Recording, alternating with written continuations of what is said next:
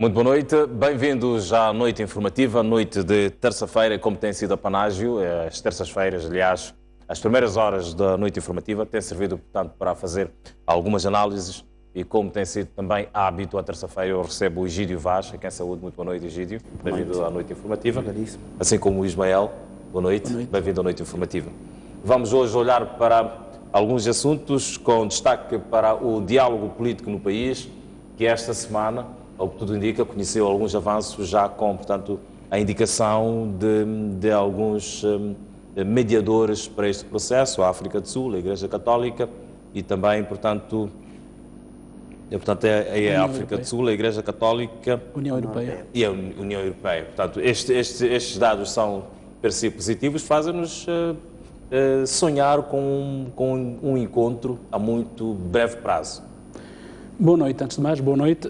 Dizer que já dizia há 2 debates anteriores, ou 3, salvo erro, que tarde ou cedo os mediadores internacionais ou nacionais seriam envolvidos no processo, que naquela fase era uma fase ainda de adaptação de ambas as partes, mas que tarde ou cedo seriam envolvidos. E isso acabou acontecendo, o que é um bom sinal, e acredito que não estamos muito longe do encontro, porque a presença dos observadores, de certa maneira, poderão resolver o problema da suspensão em relação à segurança, inclusive até que o encontro possa ser em território moçambicano sem grandes sobressaltos, a semelhança daquilo que aconteceu com a primeira vez do conflito de Santo Gira, quando os embaixadores foram a Santo Gira buscar o líder da oposição. Eu creio que vai ser um processo mais ou menos semelhante. E estou em crer que o mais tardar próxima semana nós teremos novidades muito mais substanciais e que todo mundo está na expectativa.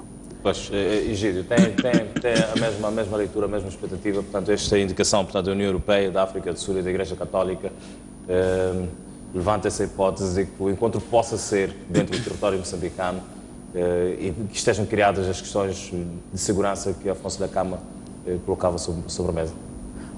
Boa noite, mais uma vez. Concordo em parte, não necessariamente concordar, mas tenho alguma esperança num aspecto e talvez minhas resistências no outro. Espero, sim, e congratulo aqui a ambas as partes por terem feito significativos avanços, e todos nós, pelo menos, sabemos disso e ouvimos de forma reiterada. Agora, em relação a um encontro breve, não estou muito esperançado que seja para breve. Na melhor das hipóteses, eu coloco eventualmente agosto. Por quê? Porque existem, quer dizer, acordo entre ambas as partes de que o seu encontro seria o último. Ou seja, mesmo depois dos mediadores, ou eventualmente, como melhor coloca o general Jacinto Veloso, as terceiras partes se envolvam agora, seguramente que será ao nível dessas comissões também e provavelmente no final, quando já for selado o encontro, aliás, o negócio. Ora, por que eu digo que não é possível chegarmos muito rapidamente a uma cimeira? Porque, se nós estamos recordados, são essencialmente 3 principais pontos. 2 do lado da Renamo e eventualmente, se calhar mais outros 2, 4, mas que é a mesma coisa do lado do governo. O governo exige a desmilitarização, desarmamento, ok? Há um conceito entre desmobilização e desarmamento. Um dos elementos, um dos fracassos da ONU Moja Moçambique foi, primeiro, confundir os conceitos, assumir que a desmobilização significava desmilitarização. Segundo, segundo Alex Vines também, o facto de eles não ter explorado muito bem o significado concreto de transformação do Partido Renamo, de um partido armado para o partido civil. E, portanto, apesar daqueles todos os dinheiros que girou em torno deste processo, não se conseguiu clarificar. Ora, desmilitarização é um pouco diferente claramente de desmobilização, apesar de a desmobilização ser parte de um processo de desmilitarização ou desarmamento. Alright. Então, este não é um processo simples. Esse é um processo que passa necessariamente por atender e encontrar consensos sobre uma proposta, uma contraproposta do lado da RENAMO. Qual é? É a dita paridade ou a integração dos seus comandos nas altas patentes das Forças de Defesa e Segurança. Ou seja, estamos na verdade a dizer que aquelas ditas forças residuais precisam de voltar ou para a polícia ou para o exército, ou eventualmente serem desmobilizados e desarmados, mas seguramente também ter reintegrados na sociedade. O outro elemento é a questão da segurança, que são coisas um pouco mais fáceis de resolver, e a questão também econômica e outros, entre tantos. Mas os grandes problemas que poderão, quanto a mim, levar muito tempo para resolver, serão justamente esses. Qual é a contrapartida que a RENAMO vai ter com relação à proposta, aliás, o ponto do governo, que é a desmilitarização? Quais são as ditas garantias?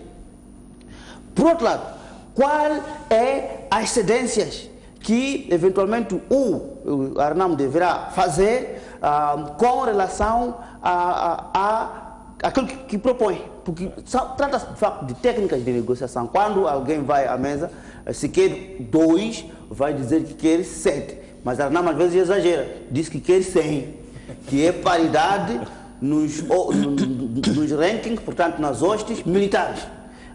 Mas nós sabemos que isto, não sei o que significa. Portanto, haverá de facto muito debate aqui.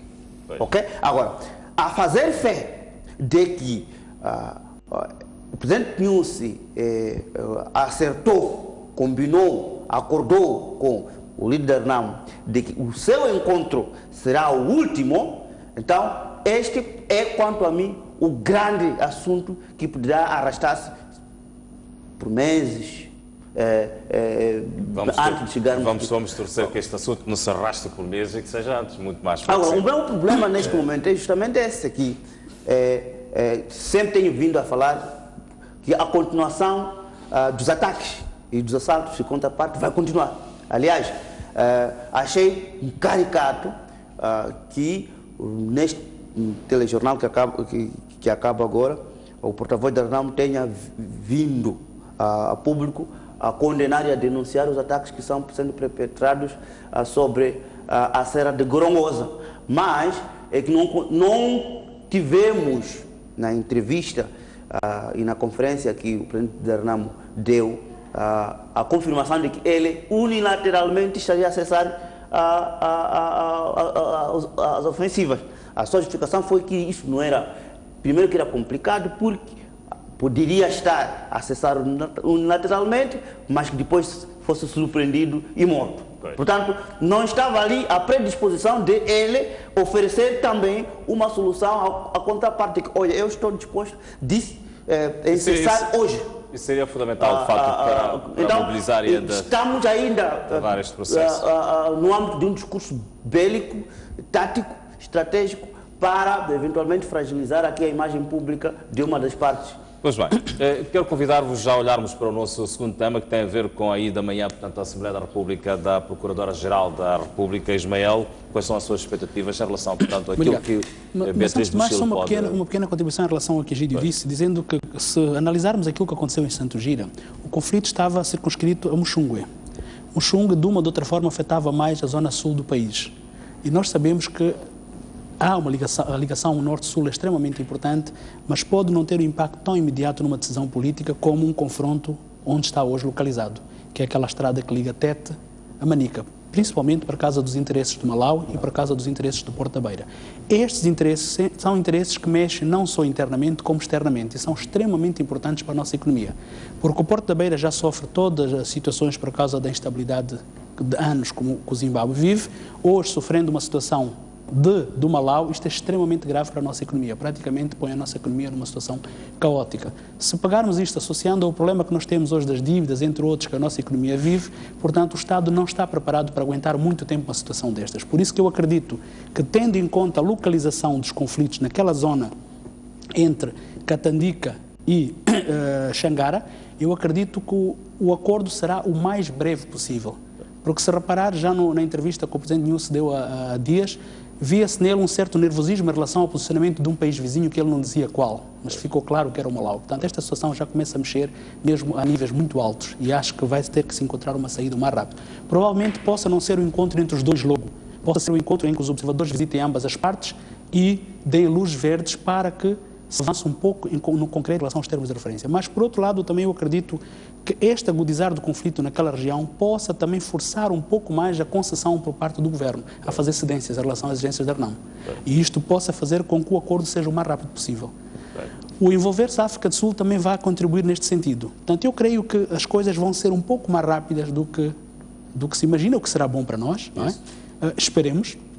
Mas, acima de tudo, é importante que desta vez não se cometa os erros de Roma, porque o que nós gostaríamos é que o acordo fosse um acordo em definitivo, não um acordo para daqui a 2 anos termos de novo um conflito e novas negociações, todo um dilema. Não é isto que nós queremos. Portanto, eu espero que desta vez a RNAM também se acautele, encontre uma equipa de assessoria para que a RNAM também produza os seus dossiês de forma que na mesa de negociações não tenham como base só o documento base vindo da Frelimo ou do Governo.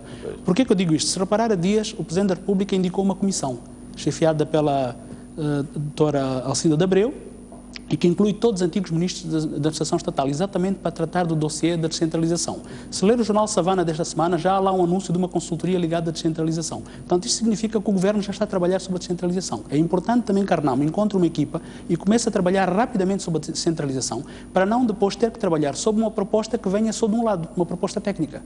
Para que depois amanhã não venha dizer que não está satisfeita. Portanto, é importante também este alerta que a RNAM também tem que se cautelar, tem que fazer trabalho de casa e não ir à mesa de negociações assim, sem uma base de trabalho. Voltando à pergunta que me fazia sobre a ida da Procuradora, eu acho que de uma maneira geral não tenho grandes expectativas, infelizmente, por aquilo que tem sido os anos passados. Tenho um grande respeito pela Procuradora atual, como tive pelos restantes, mas acredito que há toda uma conjuntura que não nos permite ser favoráveis em termos de uma expectativa boa. Mas ainda é cedo, esperemos por amanhã e se calhar na próxima semana possamos abordar com mais substância, mas não sou muito otimista. Pois, também falta-lhe otimismo ou está mais otimista, Egídio? Bom, eu partilho no todo com o que o professor Ismael Moussa disse. Na verdade, enquanto ela estiver a falar, eu estarei a fazer outras coisas. Mas porque, vendo o telejornal de hoje, aquilo que os deputados, os porta-vozes das 3 bancadas esperam é mais do mesmo, ou seja, eles já têm o documento em mão, já o leram e, pelo menos, as 2 bancadas da oposição não viram absolutamente nada. E também a bancada da Frelimo, através do seu porta-voz, não disse algo substancial, novo. Ora, havia como trazer coisas novas. Bom, antes de trazer coisas novas, tínhamos que ver a mudança do comportamento da PGR, toda ela, desde o último informe a este. Mudar uma coisa em termos de como fazer as coisas? Não. Pois bem, avançamos e olhamos agora também, analisamos um terceiro tema, que é o desempenho dos governadores provinciais, um ano após de assumirem as suas funções. Como é que podemos avaliar, portanto, aquilo que foi a prestação dos governadores neste um ano de mandato? Bom, primeiro dizer que, de uma maneira geral, os governadores também tiveram como consequência tudo aquilo que se vivia dentro do partido do Estado. Nós temos um partido que é um partido do Estado e quer queiramos, quer não, esta relação ainda é muito forte, e tendo em conta que o Presidente da República ainda não era presidente do partido, isto teve algumas implicações em todo o processo de governação e isto teve consequências também nos governadores, não é? Na forma como eles puderam desempenhar.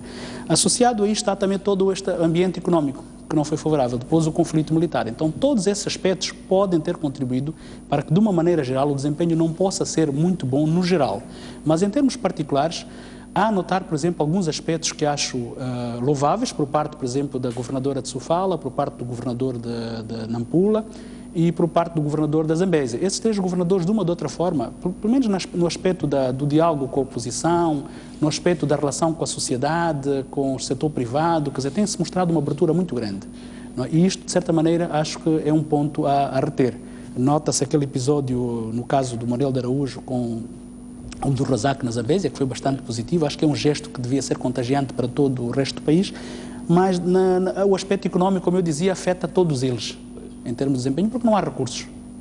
Agora, há governadores que, de facto, deixam muito a desejar, por motivos vários. Não estou a pôr em causa a competência com pessoas, conheço grande parte deles, mas há, por exemplo, o caso de Manica, onde todo este conflito se desenrola e deixa muito a desejar uma ausência de uma ação clara por parte do próprio governador, em relação a como pôr um basta aos sequestros, às mortes que ocorrem muito localizados em Manica. Não é? E tudo isto, a questão da...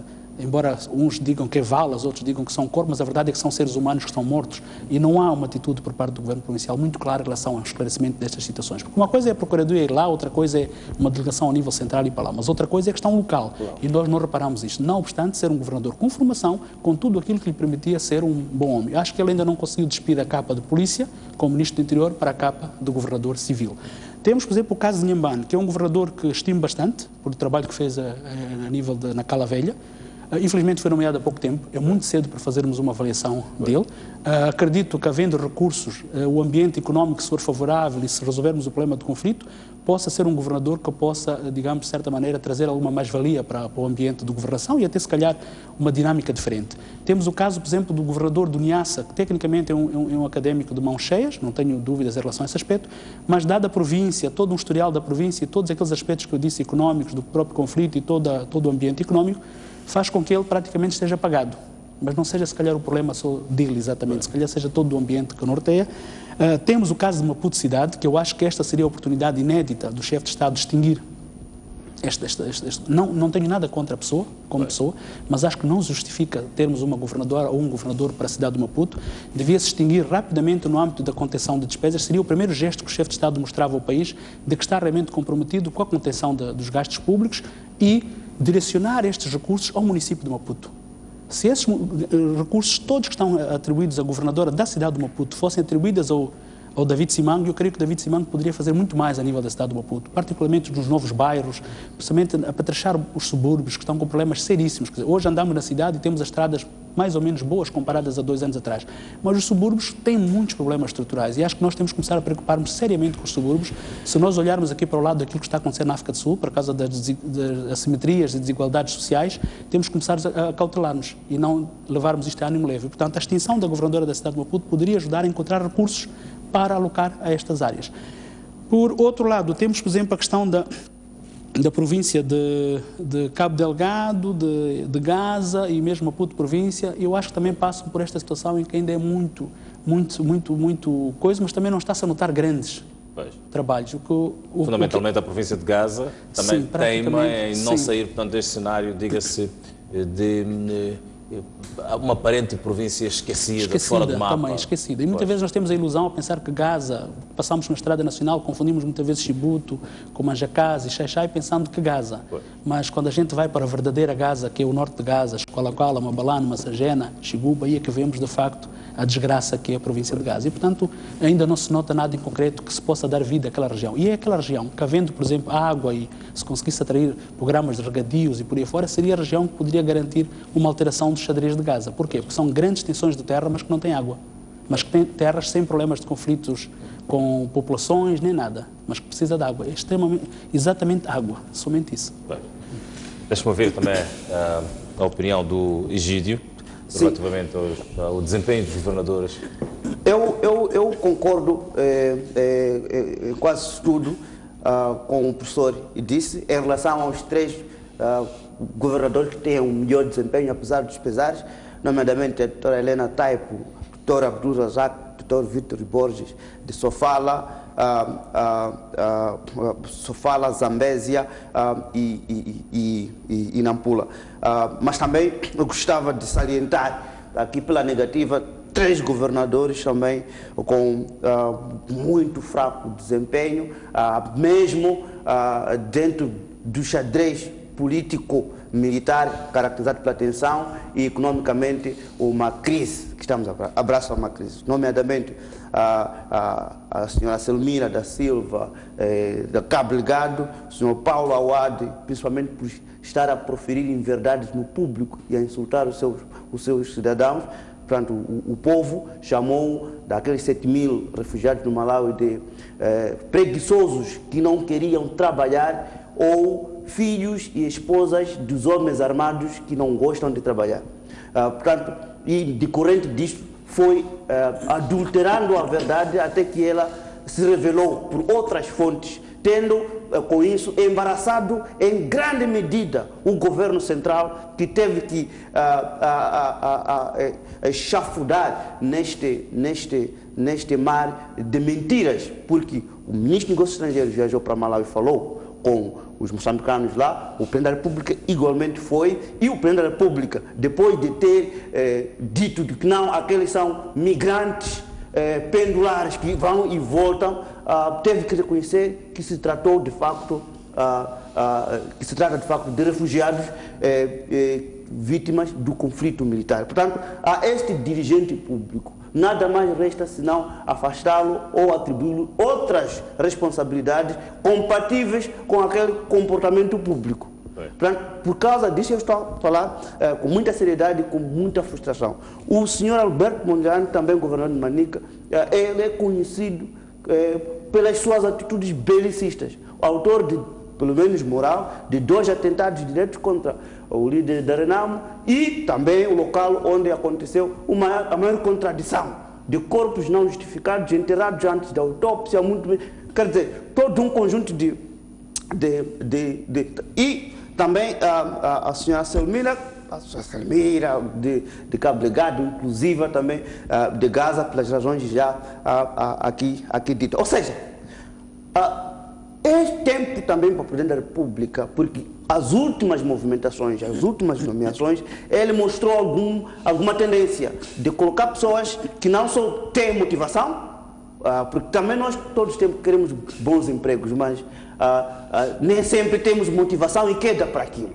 Então, as últimas nomeações deu-me a entender que ele está a orientar-se para pessoas que têm não só competência, mas também motivação e alguma capacidade de iniciativa, um pouco que se distancia de um servilismo ou eventualmente de caixas de ressonância. O que está a acontecer nessas províncias onde eu estou, onde eu mencionei, nomeadamente província de Maputo, província de Gaza, província de Cabo Delgado e província de Manica, é a repetição da propaganda que vem a nível central e passeio em termos concretos, encarecendo ainda mais o Estado, encarecendo ainda mais a vida dos cidadãos, porque não existem soluções que eles estão a oferecer. Existem coisas concretas, por exemplo, podem acontecer. Eu vou dar 2 ou 3 exemplos de como, por exemplo a Helena Taipa, apesar de problemas sérios, comunicação e relacionamento interpessoal com seus colegas, consegue resolver problemas concretos, sobrefaturação, corrupção, laxismo, deixa andar, tudo isto são elementos que podem, estamos aqui a nos referir da cultura de trabalho, mas também cultura profissional, e pode, dentro dessa crise, minorar em grande medida os efeitos do desempenho de todo um governo provincial.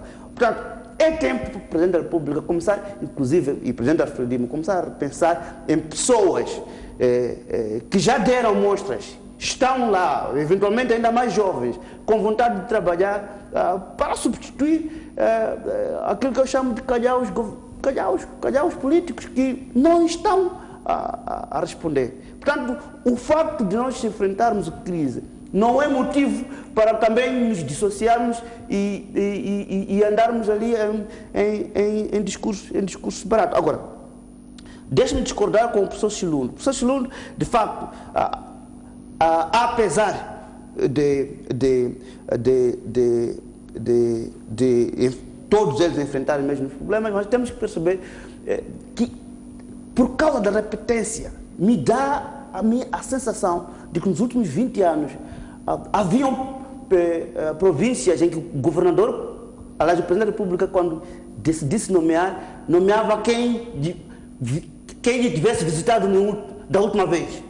Quer dizer, não havia um esforço de perceber que há províncias como Cabo Delgado, aliás, como Niassa e Gaza, e até Inhambane, que precisam de outro tipo de pessoas. Nós tivemos bons governadores em Niassa. Um deles é o Dr. Aires Ali, por exemplo.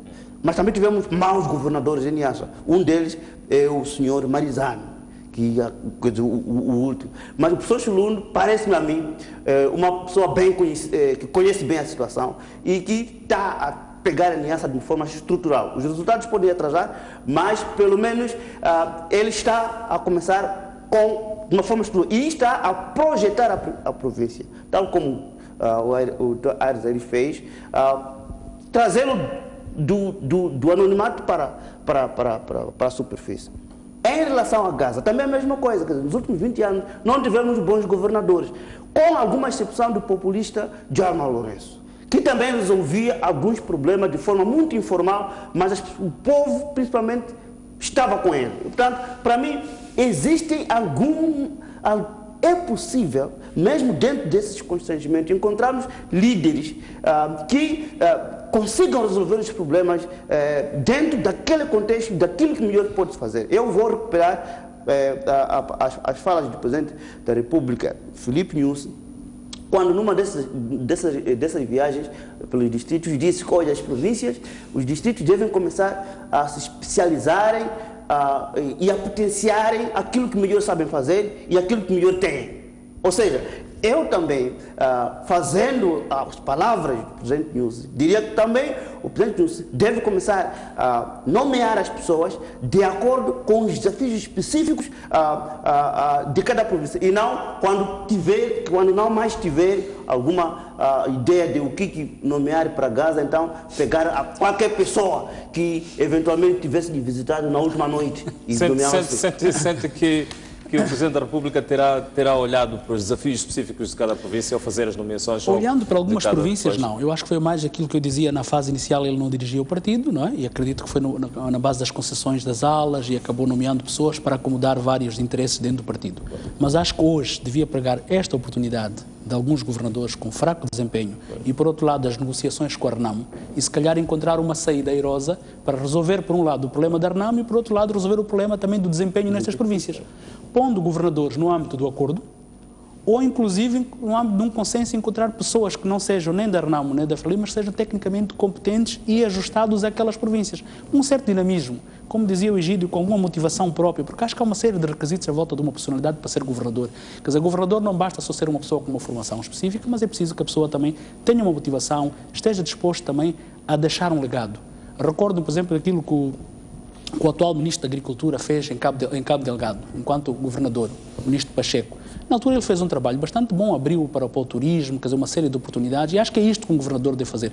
Aquilo mais ou menos que o Soar Nhaca, na altura, fez em Manica, mas depois, infelizmente, não teve o mesmo sucesso, o mesmo desempenho na agricultura, porque se calhar a motivação dele era para governador e não para ministro. E acho que é este aspecto que nós temos a cautelar. Há uma série de pessoas que estão mais preparadas para ser governadoras e não para ser ministros. O erro que nós cometemos uma vez, pegamos num bom governador e passamos a ministro, e se calhar não é isto que devemos fazer. Portanto, devemos agora estudar, da mesma forma que estamos a tentar profissionalizar os administradores, devemos também buscar uma forma de profissionalizar aquele que vai ser o servidor público que vai para uma província, dirigir os destinos de uma província. Portanto, a questão da motivação, a questão do conhecimento profundo, não é? Se for alguém, inclusive, em função da província, pode-se ver se é alguém mais ajustado às ciências sociais, se é alguém mais ajustado à economia, à agronomia, à pecuária. Esses aspectos todos têm... A formação multidisciplinar é importante nisso, mas, acima de tudo, aquela marca que queres deixar. Deixa-me partilhar um dado interessante aqui.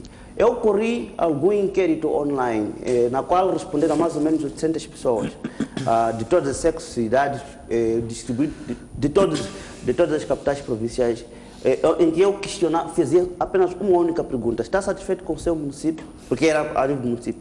A segunda pergunta é, se fosse para melhorar, qual é o município que te serviria de modelo? Saíram 3 nomes: Tagir Assimi Pemba, Manuel Araújo de Quilimane e Calixto Costa da Matola. Essas 3 pessoas são, para estes 800 que não são poucos, existem pesquisas aqui que são extrapoladas a nível nacional, que nem 500 chegam. E isto não é pouco. Ou seja, existe no imaginário popular, neste momento, algum tipo específico de líderes ou de dirigentes que gostariam, que as pessoas estão à espera que fizessem. O Calixto Costa não é um super rico, mas ele está interessado em resolver alguns problemas. Mesmo que Manuel Araújo, mesmo que quer dizer, com muito poucos e parcos recursos, eles estão a conseguir, pelo menos, aproximar-se ao cidadão e a partilhar os problemas e os desafios e a conseguir fazer aquilo que é necessário fazer e, acima de tudo, prestar contas. Agora, o que nós temos ouvido de alguns desses governadores, levam muito tempo em reuniões, viajam muito, usam e abusam do patrimônio do Estado, mas delivery, o trabalho não estamos a ter. Mas estão sempre ali, parece um echo chamber. Hein? Vocês sabem o que isso significa, um echo chamber, quer dizer, qualquer um vai lhe sentir que está por aqui, mas em termos de resultados não há nada de especial. Então não precisamos desses echo chambers governativos, precisamos de facto de trabalhos e de trabalhador. Este é o meu apelo, que é urgente que o Presidente da República reformule alguns e atribua outras tarefas. E também extinga, porque é muito fácil, extinga este cargo de governador da cidade, porque de facto aqui é uma demonstração clara de partilha de recursos ou eventualmente de uma forma de clientelismo e acomodação. Na esteira do que o Egídio fala, tem portanto esta questão da capacidade de iniciativa que os governadores devem ter, portanto, e não se tornarem apenas caixas de ressonância, mas tem outro aspecto que o Ismael também levantou, que tem a ver com as relações de acomodação e interesses intrapartidários que o Presidente da República se calhar foi seguindo para a nomeação de um... Exato, isto foi o que ocorreu na altura da nomeação, mas eu acredito que hoje, pegando neste diálogo, como eu dizia, eu acho que é uma altura soberana dele encontrar, se calhar, aqui uma saída e trazer nomes que resolvam o problema do entendimento, mas também tragam nova dinâmica. Se tivéssemos aqui, por exemplo, o caso do Calixto Costa. Calixto Costa era um indivíduo no anonimato, pouca gente conhecia Calixto Costa, mas Calixto Costa hoje, se fizermos uma avaliação despida de todos os preconceitos e todo, eu não teria dificuldades de dizer que neste momento o melhor edil é o Calixto Costa. Eu não teria dificuldades de assumir isto, publicamente. Não teria dificuldades. Se despirmos de todos os preconceitos, de todas as nossas tendências e sermos sérios, Calixto Costa, para mim, é neste momento o melhor edil deste país. E, a par do Calixto Costa, temos, como dizia, o Manuel de Araújo, temos o caso do Pemba, que são edis que estão a mostrar um dinamismo, são jovens, mas estão a mostrar uma marca, estão a deixar uma marca. Eu acho que é este tipo de perfil que nós precisamos nas províncias. Gente jovem, gente que ainda quer fazer história, não gente que está acomodada, que já tem a vida resolvida e que se calhar vai fazer muito pouco. Não é? Eu acho que uma coisa é ser ministro, outra coisa é ser governador.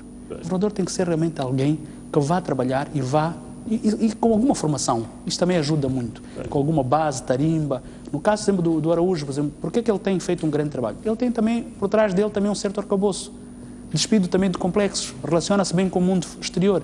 O mesmo aconteceu com Calixto Costa, quer dizer, abre-se com o mundo. É isto que nós estamos a precisar de dirigentes, e não dirigentes com a cabeça muito tacanha, muito fechada. Isto não vai nos ajudar, nós precisamos de um outro perfil.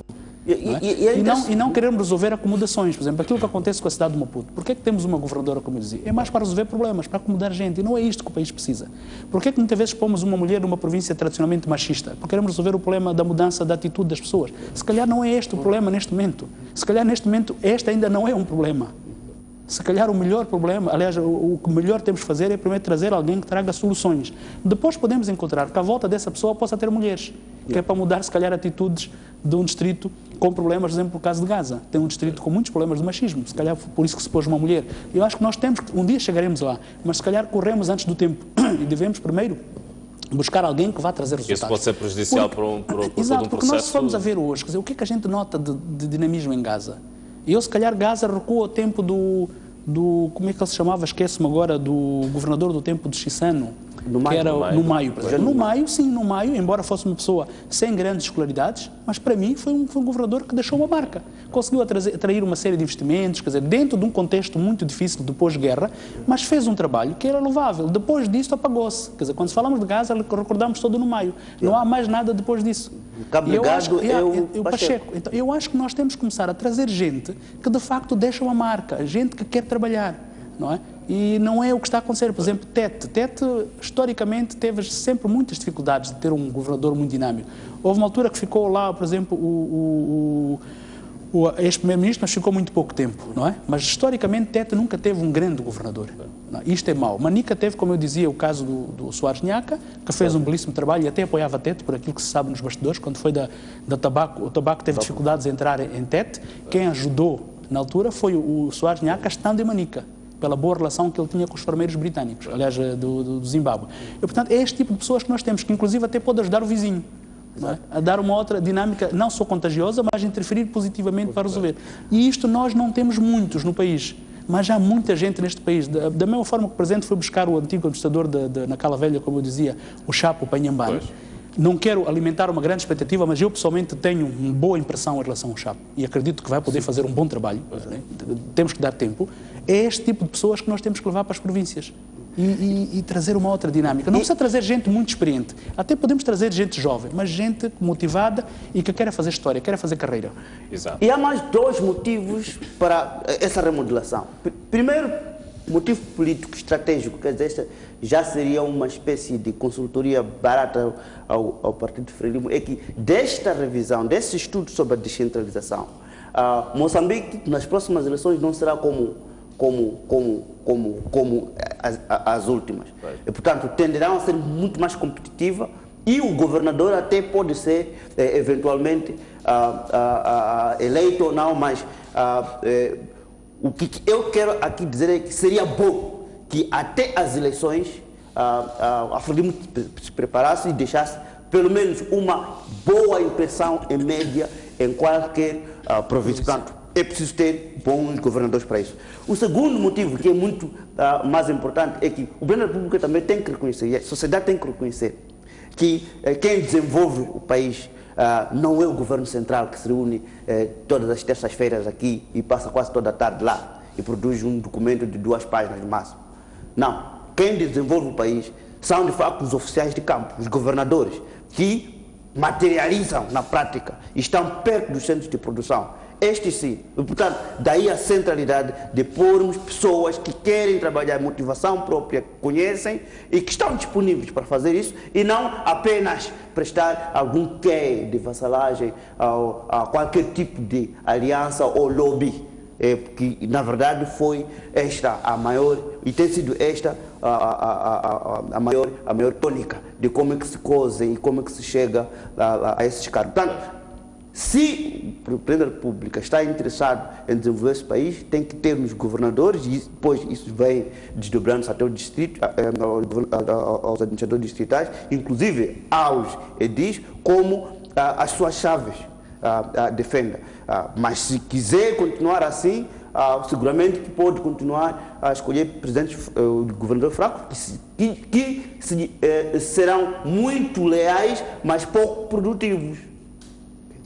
Pois bem, então, definitivamente, pelo melhor desempenho, elege-se Fala, Zambésia, Nampula. Pelo desempenho menos conseguido, portanto, neste primeiro ano de mandato, Cabo Delgado, Tete e Manica são as escolhas, tanto de Egídio Vaz, exatamente, do Ismael. Também as mesmas, exato, e Gaza particularmente, mas agora com alguma expectativa no caso de Inhambane por ser recente, e também o caso do professor Chilundo, como eu dizia, é tecnicamente bastante competente, mas tendo em conta todo o historial, ainda não se viu nenhum trabalho. Esperemos que ocorra algo em concreto. Mas também há aqui um aspecto que eu acho que nós devíamos ter em conta. É que, por um lado, há isto que o Egídio disse, que é preciso acautelar. O Presidente Nilson, como Presidente do Partido Frelimo, ele tem que acautelar o seu eleitorado e, se calhar, ganharia muito mais em ter nas províncias pessoas menos ligadas ao partido, mesmo que sejam do Partido Frelimo, mas menos ligadas ao partido, mais tecnocratas, mais donos de si.